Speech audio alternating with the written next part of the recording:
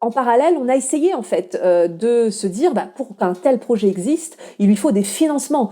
Chacun d'entre vous s'est rendu compte que même si on ne fait pas les choses pour l'argent, je parle pour les faiseurs de changement, l'argent reste quand même l'unité de réalisation qui nous permet de nous doter des moyens de nos ambitions pour assurer nos démarches. Et donc un tel projet ne peut pas se départir de moyens et donc de financement. Moi, j'avais fait un gros travail de recherche. J'ai beaucoup lu, je me suis documentée notamment sur les fonds européens pour comprendre comment la logique de financement fonctionne en tant que personne de la société civile. Je vous le rappelle, je suis issue de la société civile en tant que coordinatrice et mon équipage principalement également. Donc à ce niveau-là, on a essayé en fait, à travers les différents réseaux, de pouvoir remonter dans la strate d'influence au niveau de la région, parce qu'on a identifié que les fonds européens étaient le principal financement et la stratégie de spécialisation intelligente, qui est le document cadre qui canalise, je ne sais pas si je puis dire ça, sur lequel le programme européen de la Réunion, sur laquelle la Réunion est financée, se base. Et du coup, dans cette S3, tout ce qui est innovation sociétale, le diagnostic est très clairement fait. Et en fait, c'est très, très intéressant à cette échelle de pouvoir se dire que les fonds européens étaient compatibles avec une telle démarche. Et donc, pour pouvoir avancer, nous avions identifié qu'il y avait un moment clé stratégique au niveau des financements pour pouvoir se faire connaître, c'est la réévaluation à mi-parcours des fonds européens. Et donc en matière de stratégie, nous avons déposé un projet qui était très flou, pas du tout opérationnel, au niveau des guichets uniques des fonds européens pour pouvoir pour faire en sorte que le projet ne puisse plus être ignoré. Donc c'est aussi une bonne connaissance de comment fonctionne le système qui nous a permis en fait d'en être là aujourd'hui.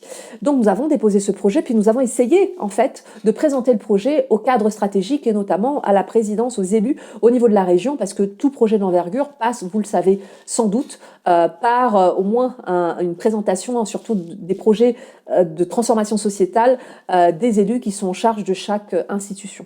Et donc, avec insistance, avec beaucoup d'audace aussi, et en se disant, on s'est pas dit que c'était impossible, donc on a essayé les moyens du bord, on vous le racontera à un autre moment, mais c'était quand même assez épique.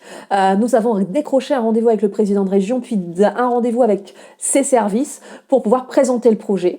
Et la région a accepté de soutenir la démarche, qui était encore très peu explicitée en matière de méthode, mais la vision a accroché. Et nous avons dit à ce moment-là à la région, si la vision vous parle, il faut nous débloquer un premier financement pour nous permettre d'en consolider l'ingénierie méthodologique.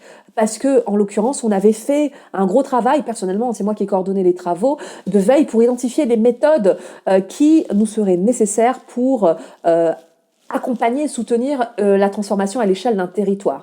Les 3 approches que nous avons identifiées étaient celles du BNB, un bonheur national brut, pour nous permettre d'avoir un indice capable de rendre compte d'une finalité nouvelle pour la société, celui du bonheur de sa population. La sociocratie ou gouvernance par consentement qui permettait en fait déjà de créer des interfaces organisationnelles entre les sociétés hiérarchiques pyramidales top-down et les sociétés horizontales.